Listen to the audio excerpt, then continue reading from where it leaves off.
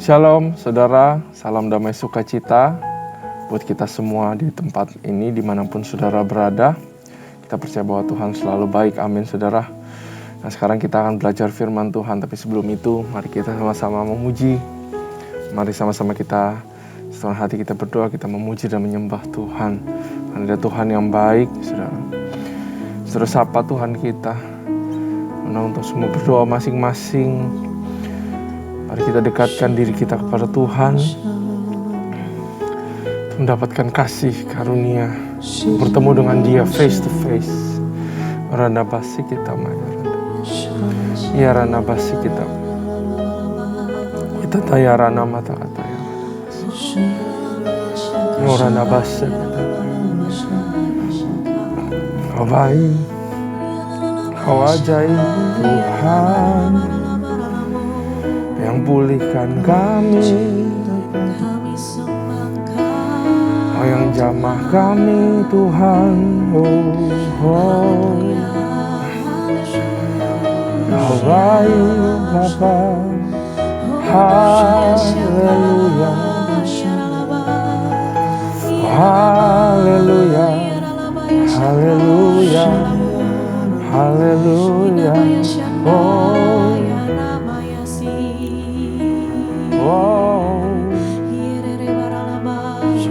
Rana bayara nasi aralaya.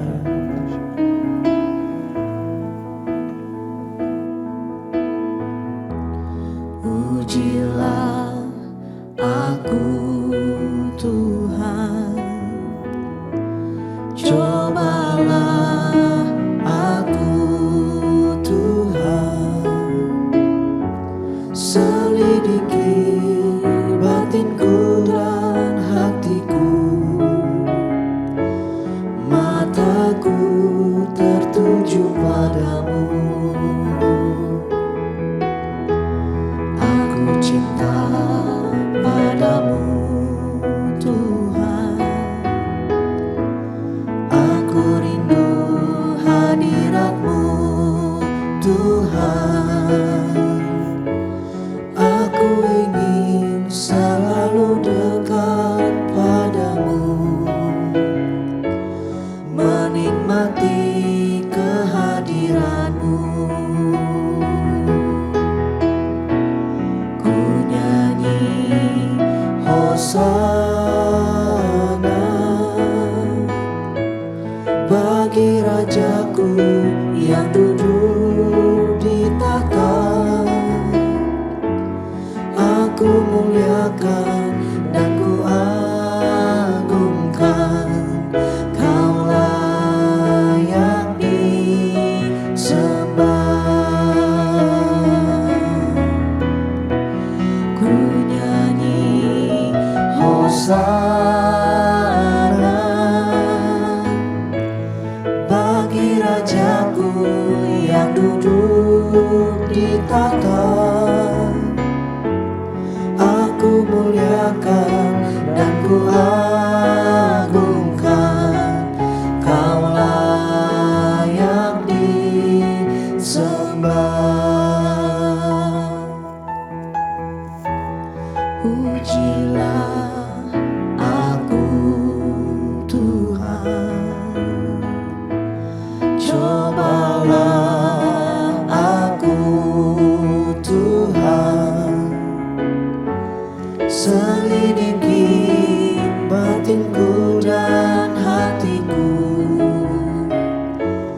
mataku tertuju padamu. Aku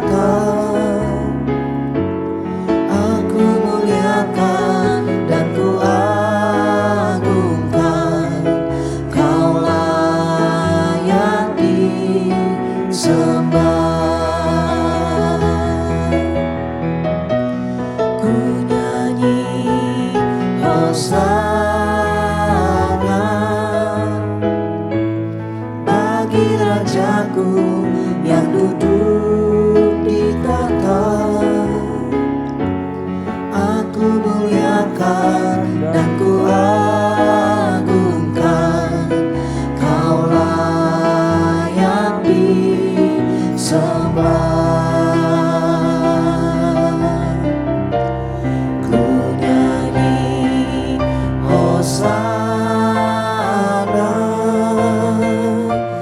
bagi Rajaku yang duduk di tahta. Aku muliakan dan ku agungkan, Kau layak disembah. Ku nyanyi Hosana bagi Rajaku yang duduk di tahta. Aku muliakan dan ku agungkan, Kau layak disembah. Kau layak disembah. Kau layak disembah.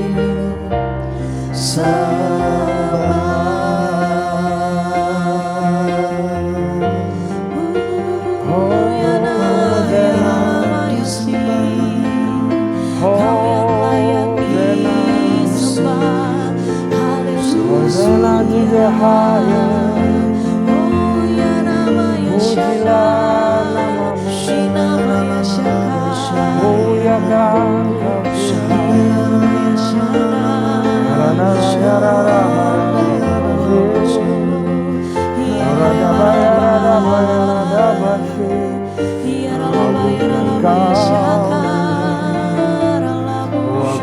Kau Tuhan. Mataku tertuju padamu,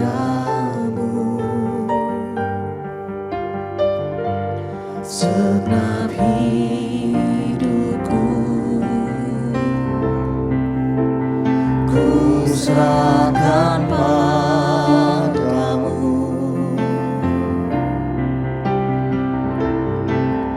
Bimbing aku masuk rencanamu,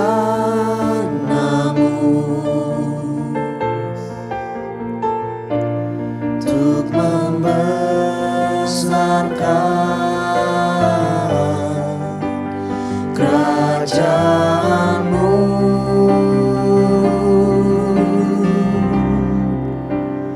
Ku mau mengikuti kehendak-Mu ya Bapa. Ku mau selalu menyenangkan hati-Mu.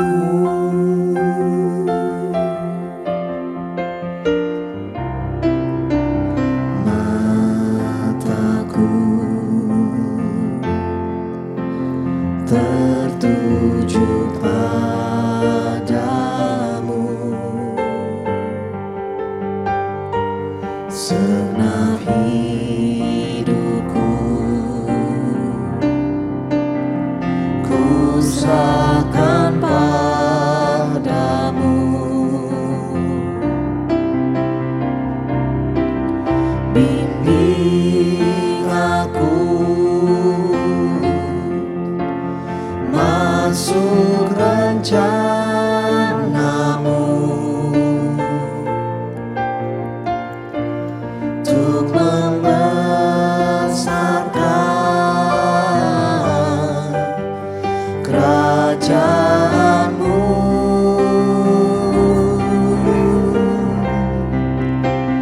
Ku mau mengikuti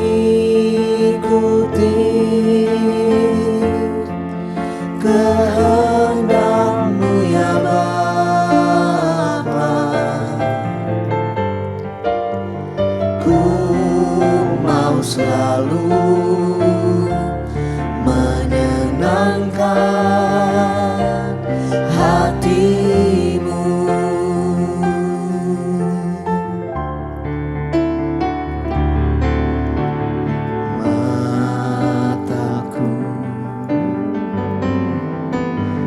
tertuju padamu, senap hidupku ku serahkan padamu. Bimbing aku masuk rencana-Mu, untuk membesarkan kerajaan-Mu.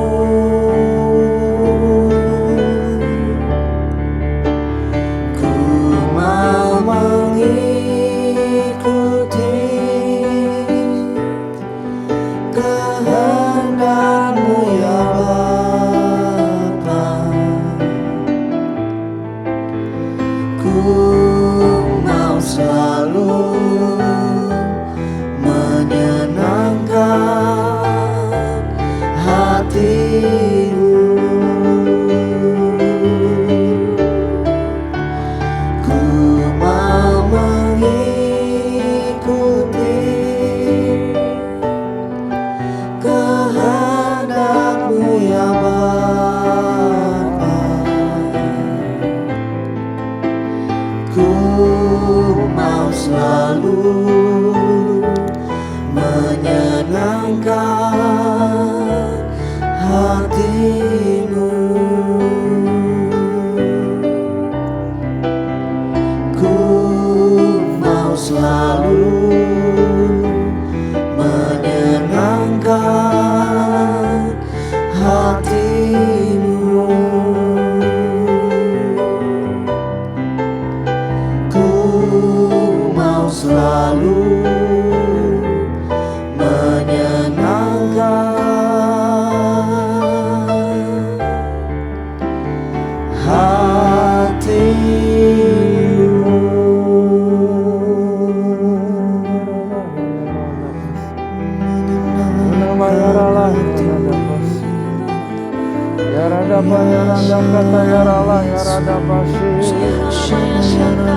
Senangkan hatimu Tuhan. Oh, haleluya. Oh, haleluya. Terima kasih Tuhan. Terima kasih. Kerinduan kami untuk menyenangkan-Mu Tuhan. Kami bersyukur buat kebaikan-Mu dalam kehidupan kami. Tuhan berkati kami, supaya kami bisa belajar firman-Mu yang sungguh luar biasa, dapatkan rema yang mengubahkan seluruh kehidupan kami. Lindungi hamba-Mu, urapi lidah bibir hamba-Mu, supaya boleh katakan sesuatu yang baru dan benar, yang penuh keberanian. Lindungi hamba-Mu di balik salib-Mu, berkati semua mendengar, biar boleh beroleh revelation yang mengubahkan kehidupan kami semua. Hanya di dalam nama Tuhan Yesus. Haleluya. Amin. Sekali lagi shalom saudara. Mari kita siapkan buka Alkitab saudara. Kita buka 2 Raja-Raja pasal yang ke-17. 2 Raja-Raja pasal ke-17. Hosea Raja Israel kalau ke-16. Ahas Raja Yehuda. Jadi tuker-tukeran terus saudara. Kalau saudara perhatikan 2 Raja-Raja ini, Raja Yehuda, Israel ceritakan satu persatu. Kali ini kita masuk kepada Raja Israel yang namanya adalah Hosea. Saudara. Oke. Mari kita baca sama-sama. 2 Raja-Raja pasal 17. Hosea Raja Israel dalam tahun ke-12 zaman Ahas. Jadi 12 tahun zamannya Ahas ya saudara. Raja Yehuda, Hosea bin Elam menjadi raja di Samaria atas Israel. Ia melakukan apa yang jahat juga di mata Tuhan. Tadi saya pernah bilang bahwa yang Israel semuanya jahat, saudara. Ia melakukan apa yang jahat di mata Tuhan, tetapi bukan seperti raja-raja Israel mendahului dia. Salmaneser, sekarang ada Salmaneser, Raja Asyur maju melawan dia. Hosea takluk kepadanya serta membayar upeti. Tetapi kedapatanlah oleh Raja Asyur bahwa di pihak Hosea ada persepakatan. Karena Hosea telah mengirimkan utusan kepada So, Raja Mesir, dan tidak mempersembahkan lagi upeti kepada Raja Asyur. Jadi si Hosea minta tolong lah kurang lebih saudara kepada Raja Mesir. Seperti biasa tahun demi tahun, soalnya bayar upeti sekarang nggak lagi. Sebab itu Raja Asyur nangkep dia dan membelenggu dia dalam penjara.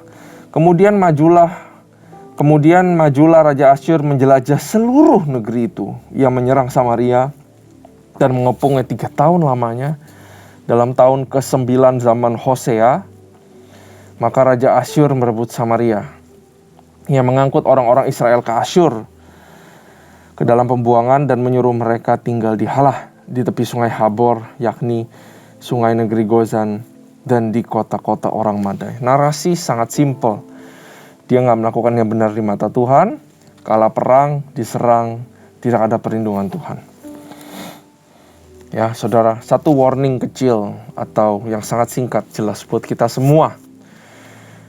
Perlindungan Tuhan, ya, karena kita mau taat dan turut kepada Tuhan, saudara. Ya, kalau saudara pengen dilindungi Tuhan, kita semua pengen dilindungi Tuhan. Mari kita belajar untuk taat kepada Tuhan, saudara. Kemudian kita lanjut lagi, keruntuhan kerajaan Israel. 7 hal itu terjadi.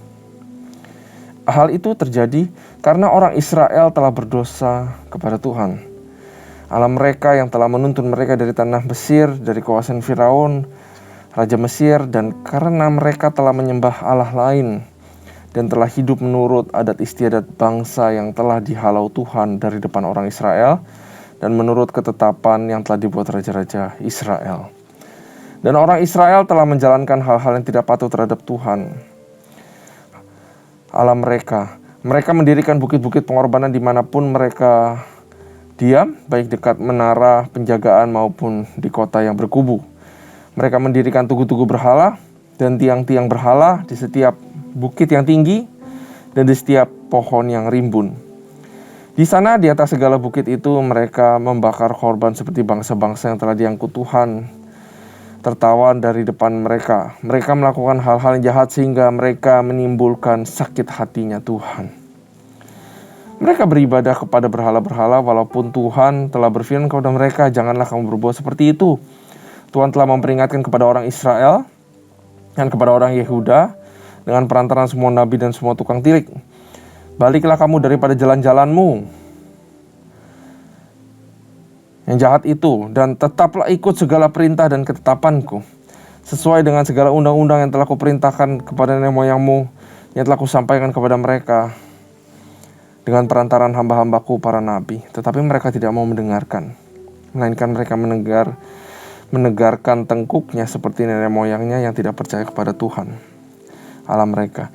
Mereka menolak ketetapannya dan perjanjiannya yang telah diadakan nenek moyang mereka, juga peraturan-peraturannya yang telah diperingatkannya kepada mereka. Mereka mengikuti dewa kesia-siaan, sehingga mereka mengikuti bangsa-bangsa yang di sekeliling mereka, walaupun Tuhan telah memerintahkan kepada mereka, janganlah berbuat seperti itu. Mereka telah meninggalkan segala perintah Tuhan. Segala perintah Tuhan dituliskan di sini, saudara. Mereka telah meninggalkan segala perintah Tuhan Allah mereka, dan telah membuat 2 anak lembu tuangan. Juga mereka membuat patung Asyera, sujud menyembah kepada segenap tentara langit dan beribadah kepada Baal.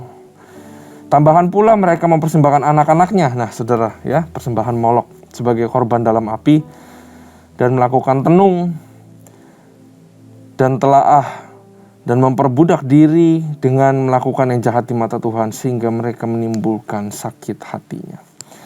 Sebab itu Tuhan sangat murka kepada Israel dan menjauhkan mereka dari hadapannya.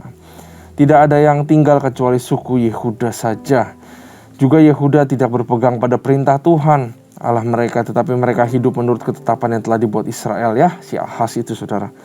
Jadi Tuhan menolak segenap keturunan Israel. Semua ditolak sama Tuhan. Ia menindas mereka. Bukan artinya Tuhan yang menindas, ya. Tuhan mengizinkan bangsa-bangsa lain menindas mereka dan menyerahkan mereka ke dalam tangan perampok-perampok. sampai habis mereka dibuangnya dari hadapannya.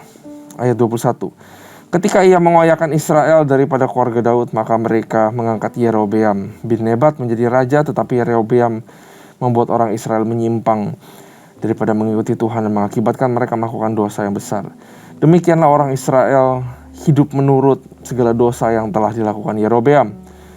Mereka tidak menjauhinya sampai Tuhan menjauhkan orang Israel dari hadapannya, seperti telah difirmankannya dengan perantaran semua hambanya, para nabi. Orang Israel diangkut ke tanahnya ke Asyur, ke dalam pembuangan. Demikianlah sampai pada hari ini. Saudara bisa lihat sebuah bangsa yang sangat bebal, saudara. Udah jelas-jelas diperbudak, kalah. Kalau mereka bandingkan dengan kemenangan leluhur mereka, itu perbandingannya sangat jauh sekali. Pastilah kita sebagai manusia, logiknya kan, kalau kita mengalami kekalahan demi kekalahan, kemunduran demi kemunduran, pasti ada yang salah dalam kehidupan. Tapi mereka tidak juga bertobat dan udah kalah, maka ada raja yang dibangkitkan lagi, saudara, Yerobeam. Tapi juga tidak mengikut Tuhan, menyimpang juga. Saya tidak ngerti kenapa, apa yang terjadi kepada bangsa Israel bisa sampai seperti ini, saudara. Mereka tidak mengikut Tuhan dan mereka tidak memperdulikan. Katanya tidak ada lagi meninggalkan segala perintah Tuhan. Ya, apakah sakit hati? Aku rasa enggak. Apakah mereka enggak tahu kekuatan Tuhan? Aku rasa enggak. Ya, tapi karena akarnya enggak dicabut, saudara, yaitu adanya campur antara orang-orang yang menyembah berhala dengan orang-orang yang menyembah Tuhan. Sejak dari Daud, dari Salomo, akar semakin lama semakin dalam, sehingga sampai kepada keadaan seperti ini, sama sekali lupa Tuhan, saudara. Karena itu marilah kita sungguh sangat berhati-hati dalam kehidupan kita untuk tidak mencampurkan air bersih dengan air kotor, saudara. Untuk jangan mencampurkan kehidupan kita dengan perbuatan dosa, saudara. Apalagi dengan penyembahan berhala. Begitu banyak berhala yang ditawarkan kepada kita di zaman now. Materialisme contohnya, Tuhan. Saudara, berapa banyak daripada kita orang Kristen ngikut Tuhan tapi juga ngikut materialisme. Ngikut Tuhan tapi mau hidup mewah. Ya. Apabila kita campur kedua itu, saudara, maka kita akan seperti ada di area abu-abu. Yang saya percaya itu adalah bibit benih daripada nanti akan berakar sampai dalam. Sehingga satu hari kita akan lupa Tuhan sama sekali, saudara. Karena kita masih hidup di dalam daging dan daging itu lemah, saudara. Ya. Mari kita lanjut baca. Orang-orang Samaria, ayat 24. Raja Asyur mengangkut orang dari Babel, dari Kuta, dari Awa, dari Hamat dan Sefarwaim. Lalu menyuruh mereka diam di kota-kota Samaria, menggantikan orang Israel. Maka orang-orang itu pun menduduki Samaria dan diam di kota-kotanya. Pada mulanya waktu mereka diam di sana, tidaklah mereka takut kepada Tuhan. Sebab itu Tuhan melepaskan singa-singa ke antara mereka yang membunuh beberapa orang di antara mereka. Lalu berkatalah orang kepada Raja Asyur, bangsa-bangsa yang Tuanku angkut tertawan dan yang Tuanku suruh diam di kota-kota sama tidaklah mengenal hukum beribadah kepada Allah negeri itu. Sebab itu dilepaskannya lah singa-singa ke antara mereka yang sesungguhnya membunuh mereka. Oleh karena mereka tidak mengenal hukum beribadah kepada Allah negeri itu. Wah, serem ya, saudara. Tanahnya yang sudah dimiliki sama Tuhan, itu nggak bisa diduduki ternyata, saudara, sama orang-orang lain. Tuhan sendiri yang bertindak untuk mengusir mereka. Sebegitu setianya, hebatnya Tuhan. Tanah Kanaan ini kalau kepunyaan orang Israel, kepunyaan keturunanku, kata Tuhan, selamanya aku pegang janji. Ya, itulah Tuhan kita, saudara. Berkatmu sudah disecure sama Tuhan. Warisanmu itu gak pernah hilang. Yang hilang dan pergi itu kita, saudara. Ini kita harus ingat bahwa kapanpun Tuhan ridho untuk kita berbalik. Ayat 27. Lalu Raja Asyur memberi perintah, suruhlah pergi ke sana salah seorang imam yang telah kamu angkut dari sana ke dalam pembuangan. Biarlah ia pergi dan diam di sana dan mengajarkan kepada mereka hukum beribadah kepada Allah negeri itu. Salah seorang imam yang telah mereka angkut dari Samaria ke dalam pembuangan pergi dan di Betel, ia mengajarkan kepada mereka bagaimana seharusnya berbakti kepada Tuhan. Tetapi setiap bangsa itu telah membuat allahnya sendiri dan menempatkannya di kuil di atas bukit-bukit pengorbanan dan dibuat oleh orang-orang Samaria. Tapi bangsa bertindak demikian di kota-kota yang mereka diami. Orang-orang Babel membuat patung Sukot Benot, orang-orang Kuta membuat patung Nergal, orang-orang Hamat membuat patung Asima, dan orang-orang Awa membuat patung Nibas dan Tartak. Orang-orang Sefarwaim membakar anak-anak mereka sebagai korbaran bagi Adramelek dan Anamelek, para allah di Sefarwaim. Di samping itu mereka berbakti kepada Tuhan dan mengangkat dari kalangan mereka imam untuk bukit-bukit pengorbanan. Maka orang-orang inilah yang melakukan ibadah bagi mereka di kuil di atas bukit-bukit pengorbanan itu. Ya, menyembah Tuhan tapi menyembah yang lain juga. Mereka berbakti kepada Tuhan, tetapi dalam pada itu mereka beribadah kepada Allah mereka sesuai dengan adat masing-masing bangsa yang dari antaranya mereka diangkut tertawan. Sampai pada hari ini mereka berbuat sesuai dengan adat yang terdahulu. Mereka tidak berbakti kepada Tuhan. Ya, dan tidak berbuat sesuai ketetapan hukum, undang-undang, dan perintah yang diperintahkan Tuhan kepada anak-anaknya Yakub yang telah dinamanya Israel. Tuhan telah mengadakan perjanjian dengan mereka dan memberi perintah kepada mereka, janganlah berbakti kepada Allah lain, janganlah sujud menyembah kepada Allah, janganlah beribadah kepadanya, dan janganlah mempersembahkan korban kepadanya. Nah saudara, mereka menyembah Allah lain tapi menyembah Tuhan juga. Dan di pasal yang ke-34 tertulis bahwa mereka tidak berbakti kepada Tuhan. Saudara, ini adalah peringatan yang cukup jelas buat kita semua adalah jangan dikira kita menyembah Tuhan apabila kita menyembah Allah lain. Itu aja saudara. Kita pergi ke gereja, kita ikut menara doa, kita ikut komsel, kita rajin ke gereja. Tapi selama masih ada Allah lain, Tuhan tidak menganggap kita itu menyembah kepada Tuhan. Sebegitu kerasnya atau tegasnya perintah Tuhan ini untuk menyingkirkan Allah-Allah lain dalam kehidupan kita, saudara. Ya, mari kita lanjut ayat 36 kita habisin. Tetapi Tuhan menuntun kamu dari tanah Mesir dengan kekuatan yang besar, dengan tangan yang teracung. Kepadanya lah kamu harus berbakti. Kepadanya lah kamu harus sujud, menyembah dan mempersembahkan korban. Tetapi kamu harus berperang, berpegang kepada ketetapan-ketetapan, peraturan-peraturan hukum, dan perintah yang ditulisnya bagimu dengan melakukannya senantiasa dengan setia, dan janganlah kamu berbakti kepada Allah-Allah lain. Janganlah kamu melupakan perjanjian yang telah kubuat dengan kamu, dan janganlah kamu berbakti kepada Allah lain. Kamu harus berbakti, maka ia akan melepaskan kamu dari semua tangan musuhmu. Tetapi mereka tidak mau mendengarkan, melainkan mereka berbuat sesuai dengan adat mereka yang dahulu. Demikianlah bangsa-bangsa ini berbakti kepada Tuhan. Tetapi pada itu mereka beribadah juga dengan patung-patung mereka, baik anak-anak mereka maupun cucu cicit mereka melakukan seperti yang telah dilakukan nenek moyang mereka sampai pada hari ini. Nah saudara, ada satu makna yang saya mau bagikan kepada kita semua saudara. Kalau kita tarik mundur waktu Yosua menduduki tanah Kanaan, di situ adalah hari kemerdekaannya bangsa Israel. Saya boleh bilang itu seperti hari masuknya kepada tanah perjanjian, seperti hari kemerdekaan lah saudara. Ya mungkin saudara bisa pikir, oh hari kemerdekaan waktu mereka keluar dari Mesir, tapi belum benar-benar merdeka saya bilang, karena belum dapat tanah, belum settle saudara. Mereka seharusnya merdeka. Mereka bisa melakukan apa saja yang mereka lakukan. Tapi sekarang kita lihat bahwa kemerdekaannya sudah hilang. Mereka justru ditekan, mereka diserang sama musuh sana sini. Mereka harus ambil harta untuk bayar sana sini kepada raja-raja yang lain, saudara. Kemerdekaannya itu sudah diambil. Ya, firman Tuhan berkata di Yohanes 8 begini, "Jikalau kamu tetap dalam firman-Ku, kamu benar-benar adalah murid-Ku, dan kamu akan mengetahui kebenaran, dan kebenaran itu akan memerdekakan kamu."